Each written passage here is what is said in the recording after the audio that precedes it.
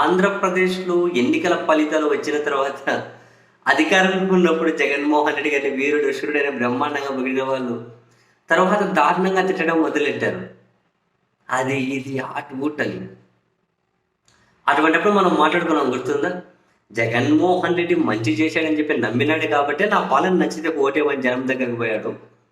ఆయనకేమన్నా America budget ఉందా? అన్నీ కూడా రాత్రికి రాత్రి మొత్తం మ్యాజిక్ చేసేసి అన్నీ పరిష్కరించేయడానికి. ఎన్నికల ప్రచారంలో అప్పుడు కూడా మనం చాలాసార్లు మాట్లాడుకున్నాం. ప్రచారం సమయంలో స్కోర్ రాసుకోండి. విద్య, వైద్యం, పేదలు, భవిష్యత్తు, పిల్లలు ఎవరు మంచి చేస్తున్నారు, కాదు, ఏంటి అన్నది అంతా అన్ని మంచి ఒకేసారి జరిగిపోవు. అమెరికా బడ్జెట్ లేదు, చంద్రబాబు గారు 19 దిగిపోతూ జగన్కి ఏమి ఇలా 100 కోట్లు ఉంది అకౌంట్లో. సరే, ఓడిపోయారు, ప్రజలకు నచ్చలేదా, లేకపోతే శకుని పాల్చికల కారణాలు ఏదైనా కానీ అని అప్పటి వరకు పొగిడిన వాళ్ళ తర్వాత ఎట్లా తిడతారో నాకు తెలియదు. సీరియస్లీ అర్థం కాదు.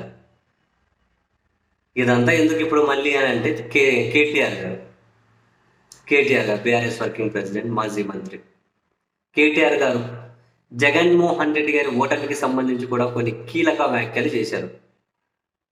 మేము సర్వే చేయించాం, అన్నిట్లోనూ జగన్మోహన్ రెడ్డి గారే గెలుస్తారు అని చెప్పి వచ్చింది.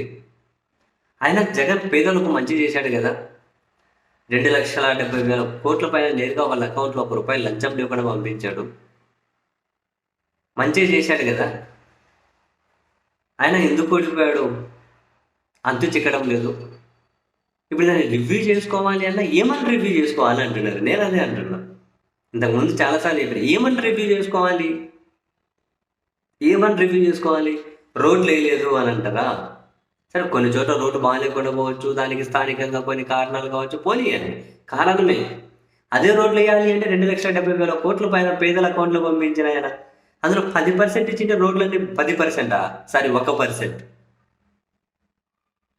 1% అంత అక్కర్లే. మొన్న చంద్రబాబు నాయుడు గారు అధికారులతో రివ్యూ సమీక్ష సమావేశం పెట్టాడు. ఏం చెప్పాడు?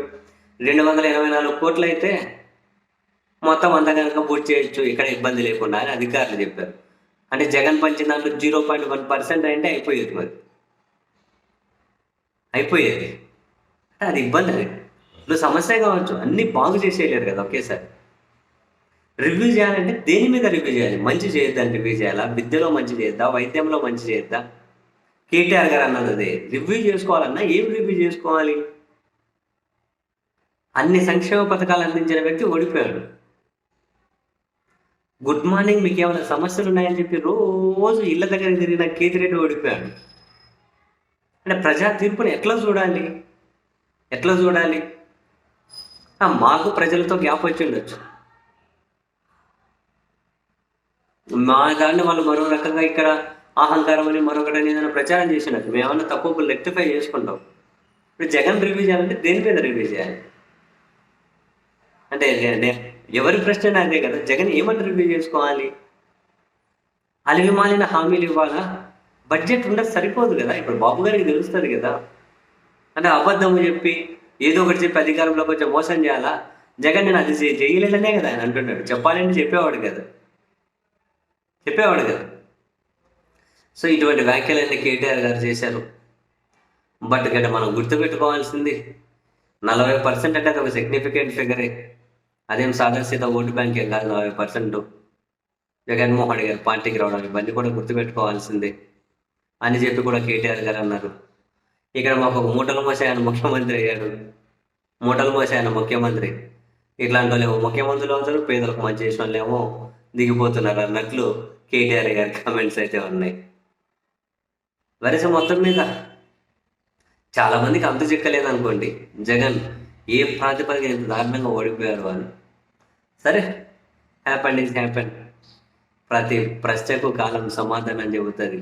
జగన్కైనా, చంద్రబాబుకైనా, ప్రజలకైనా, మీడియాకైనా, ఎవరికైనా కూడా కాలం ఖచ్చితంగా సమాధానం చెబుతుంది.